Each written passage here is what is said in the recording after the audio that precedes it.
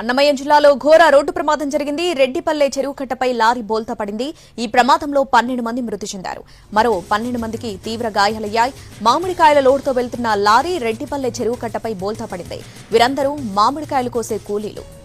రాజంపేట మండలం ఇసుకపల్లి గ్రామ పరిసరాల్లోని తోటల నుంచి మామిడికాయలు కోయడానికి రైల్వే కోడూరు మండలం శెట్టిగుంట ఎస్టీ కాలనీ, తిరుపతి జిల్లా వెంకటగిరి మండలం వద్దివేడు, కల్వకుంట్ల ప్రాంతాలకు చెందిన 21 మంది కూలీలొచ్చారు.